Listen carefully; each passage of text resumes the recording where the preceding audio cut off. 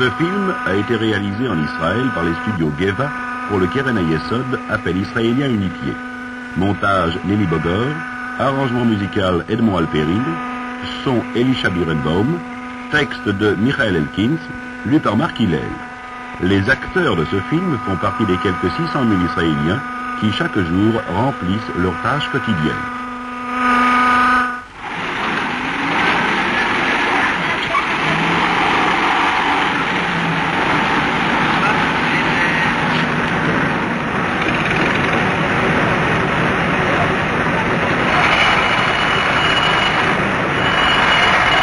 Prenez des rouages et des courroies de transmission, assemblez-les et vous avez une machine.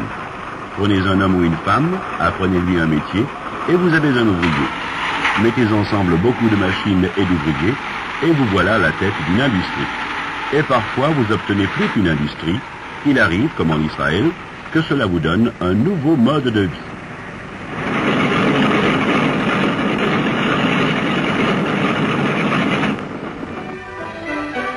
Au cours des 12 derniers mois, 50 000 personnes sont venues en Israël pour y pratiquer un nouveau mode de vie.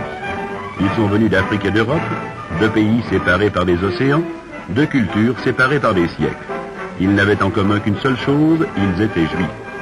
Ils sont arrivés et ils arrivent encore. 1 millier de personnes mettent chaque semaine le pied sur une terre nouvelle pour y mener une vie nouvelle. Ce n'est pas une mince affaire que d'arriver dans un pays nouveau, même dans un pays où l'on est le bienvenu.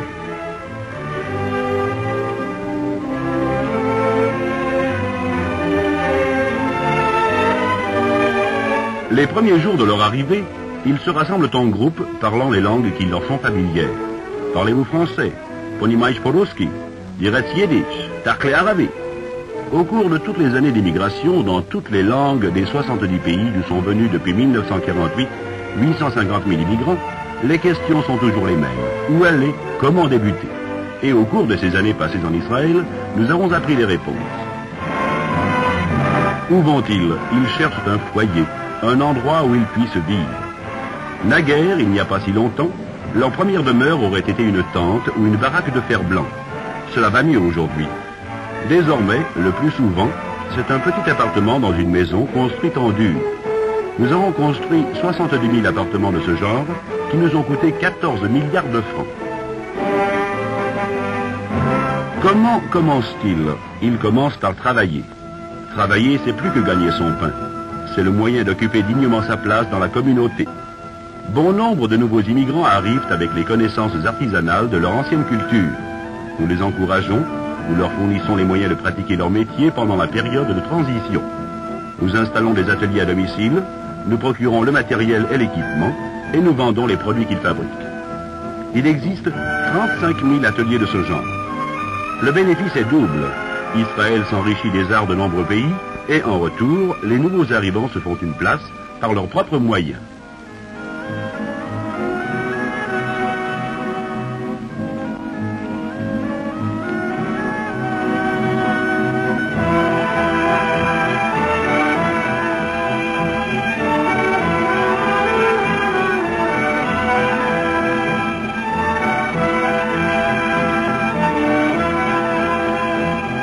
D'autres, la grande majorité, apprennent un métier, notamment dans l'agriculture. Depuis 1948, la population d'Israël a doublé. Au cours de la même période, la population rurale a triplé. Aujourd'hui, 400 000 personnes vivent et travaillent dans plus de 800 villages et colonies, de la Galilée jusqu'au fin fond du Néguev. Depuis la naissance de l'État, avec l'aide des cultivateurs nouvellement immigrés, nous avons mis en culture 400 000 hectares de terre. Il faut plus de 5 millions de francs pour établir une famille à la campagne. Mais là aussi, le bénéfice est double. Les immigrants que nous avons installés et nourris veillent sur la terre qu'on leur a donnée et en retour, ils contribuent à nourrir Israël.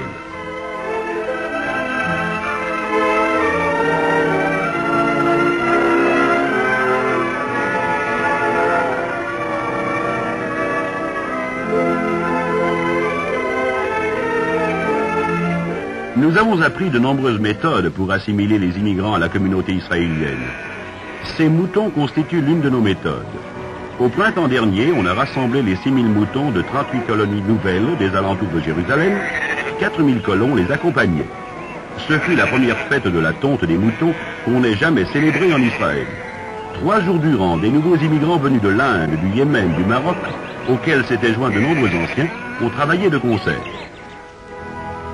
Par la même occasion, il y eut entre voisins échange de coutumes.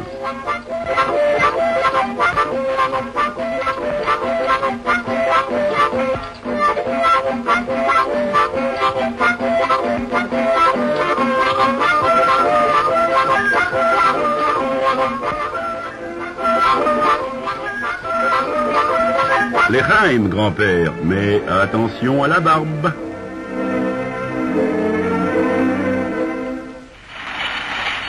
Les 450 000 moutons d'Israël et les 6 000 tonnes de la première récolte de coton du pays fournissent près de la moitié de la matière première à l'une des plus importantes industries israéliennes. Les fabriques de textiles se consacraient autrefois presque exclusivement à la fabrication de vêtements de travail kaki.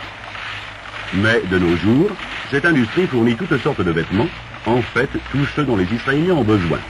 Les nouveaux immigrants en portent la moitié, coïncidence heureuse, ils en fabriquent aussi la moitié.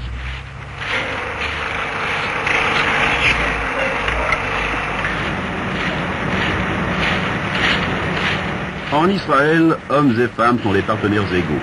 Pour les immigrants venus des pays arabes, c'est là un principe nouveau. Ce nouveau principe, ils l'apprennent comme ils apprennent chaque chose nouvelle, en essayant et en voyant que ça marche. C'est à l'usine qu'ils s'en rendent compte le mieux. La fabrique est plus qu'un lieu de travail. C'est un centre de réunion, une salle à manger, un centre social. Pour plus d'un nouvel immigrant, c'est la naissance du sentiment qu'il appartient à un tout. C'est là qu'il apprend à respecter des coutumes qui lui semblent étranges. C'est là qu'il trouve les amis qu'il amènera le soir à la maison, premier pas vers l'assimilation de toutes les communautés en Israël.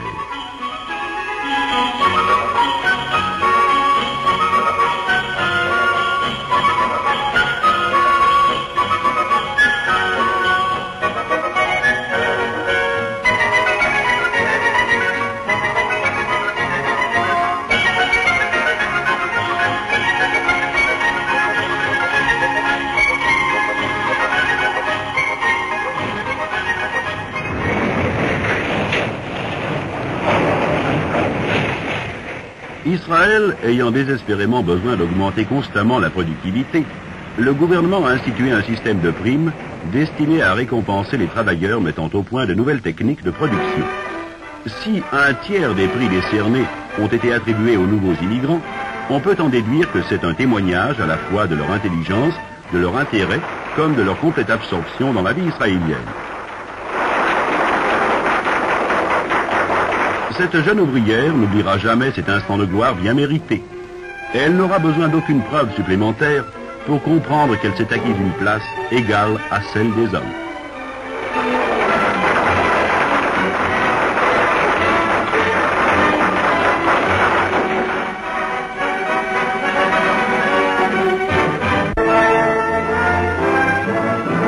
Si, en Israël, les meilleurs ouvriers ont droit à la reconnaissance nationale, il en va de même pour les produits de haute qualité.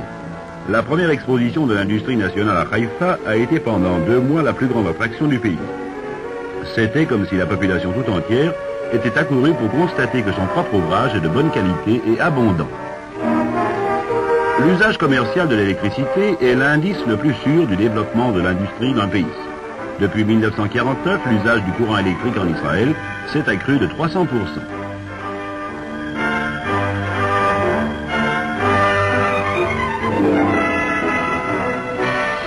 Le second indice de la puissance industrielle est l'acier. L'acier, trop brûlant pour qu'un homme puisse le tenir, trop dur pour qu'un homme puisse le tordre et le modeler, trop lourd pour qu'un homme arrive à le soulever. Et pourtant, saisi, tordu, façonné, soulevé par l'ingéniosité de l'homme pour les besoins de l'humanité.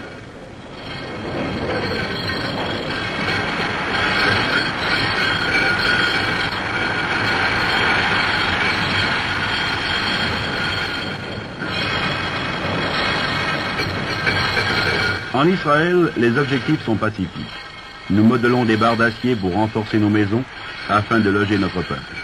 Nous fabriquons des tuyaux d'acier afin d'amener la vie aux fermes du désert pour nourrir notre peuple.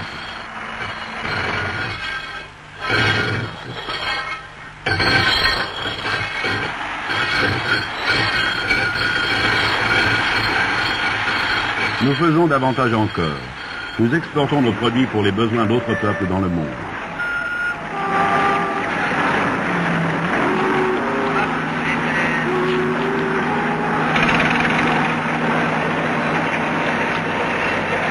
Le port de Haïfa constitue l'une des plus grandes industries d'Israël.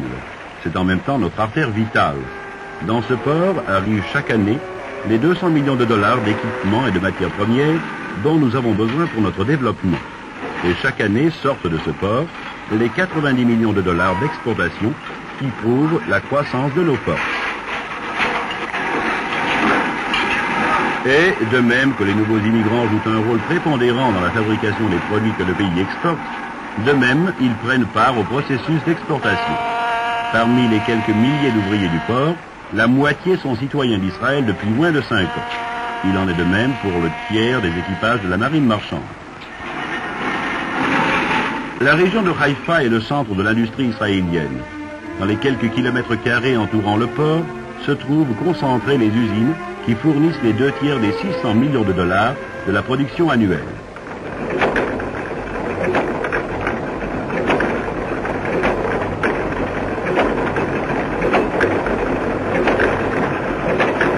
À l'heure actuelle, la variété des produits de l'industrie toujours croissante montre que l'État d'Israël est déterminé à se suffire à lui-même autant que cela est possible à un petit pays où, comme en Israël, bon nombre de matières premières sont puisées dans le sous-sol.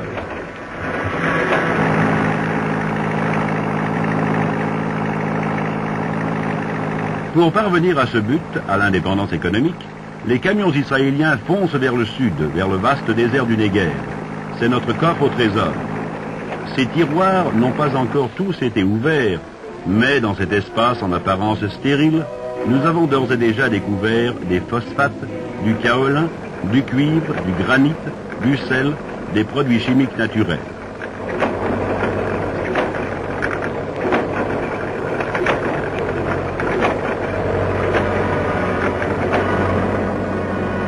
Le Negev renferme bien d'autres richesses encore.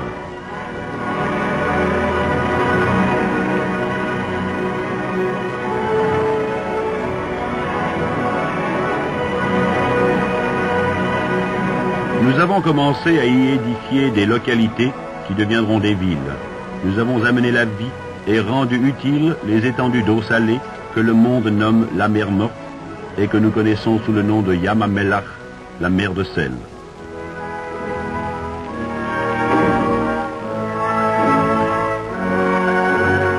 C'est ici, au Negev, que s'élèvent les tours de la plus récente des industries d'Israël, celle du pétrole.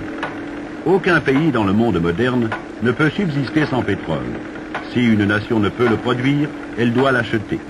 Sans pétrole, les roues de l'industrie s'arrêtent de tourner. Si les voies de ravitaillement en pétrole d'un pays sont coupées, son existence même se trouve menacée. Nous avons foré profondément dans le coffre au trésor du Negev pour en extraire le sang noir de notre vie industrielle. Nous avons creusé longtemps, des années, en vain.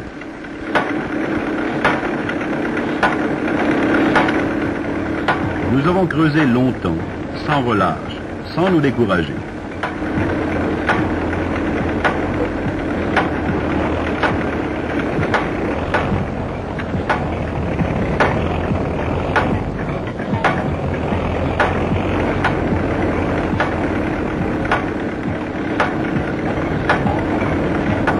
Enfin, nous avons trouvé 3600 barils par jour. Ce n'est certes pas suffisant, mais c'est un début.